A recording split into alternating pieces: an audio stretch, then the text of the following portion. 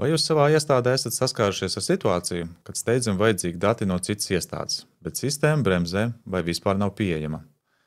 Mēs zinām, cik tas var būt kaitinoši un kavēt darbu. Tāpēc ir izveidots Dagr, datu izplatīšanas un pārvaldības platforma. Šajā video es izskaidrošu, kas ir Dagr, kāpēc tā ir izveidota, kādus iegūmus tā sniegs jūsu iestādei un kā tā var atvieglot datu apmaiņu. Izmantot vai neizmantot platformu datu nodošanai ir iestāžu pašu lēmums, bet prakse rāda, ka vairākos gadījumos tā būs ļoti ieteicama. Es esmu Pēteris Rokša, Valsts digitālās attīstības aģentūras sistēmu un biznesa procesu analītiķis.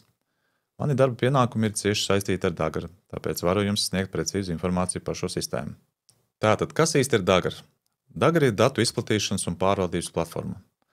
No nosaukuma droši vien nav skaidrs, ko tas nozīmē, tāpēc izskaidrošu būtību un praktiskos ieguvumus.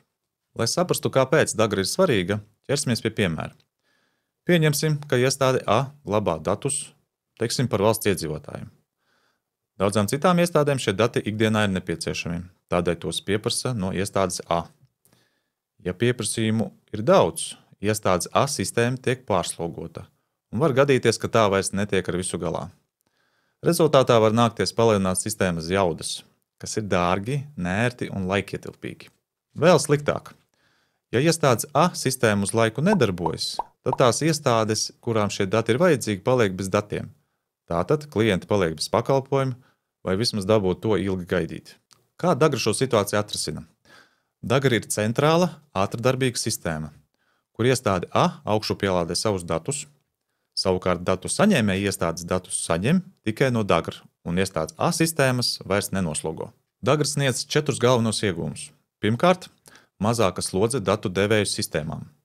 Iestādes A IT sistēmas netiek vairs pārslogotas, pat ja datu pieprasījums skaits no citām iestādēm ir liels. Otrkārt, nepārtraukta datu pieejamība. Pat ja iestādes A sistēma nedarbojas, dati joprojām ir pieejami no Dagr. Treškārt, vienots standarts datu saņēmējiem. Pietiek vienreiz izveidot savienojumu ar Dagr, un caur to varēs saņemt datus no dažādām iestādēm. Un ceturtkārt, mazāk birokrātijas. Datu pieprasījuma apstiprināšana notiek elektroniski, bez garu līguma slēgšanas katru reizi. Kas attiec uz 4. ieguvumu, tas tiek panākts ar iespēju noslēgt standartizētu vienošanos, kas savukārt ir iebūvēta sistēmā Virsis. Tas ir valsts informācijas resursu savienotāja sistēma. Domāju, ka lielākā daļa iestāžu par Virsis ir lietas kursā, bet, ja kas, vairāk informācijas var atrast mūsu mājaslapā. Un kāds tad ir rezultāts? Datu patērētājiem ātrāka, nepārtraukta datu saņemšana no dažādiem avotiem ar vienu pieslēgumu. Datu devējiem mazāka slodze uz sistēmām un drošāka datu pieejamība. Valsts digitālās attīstības aģentūra nodrošina dažādus datu apmaiņas risinājumus dažādām situācijām. Dagr ir īpaši paredzēts gadījumiem, kad nepieciešama operatīva, bieži mainīgu datu izplatīšana. Tas novērš datu devēju sistēmu pārslodzi un nodrošina, ka datu saņēmējiem vienmēr ir piekļuve aktuālajiem datiem. Vairāk informācijas meklējiet mūsu mājaslapā. Saiti atradīsiet aprakstā pie video.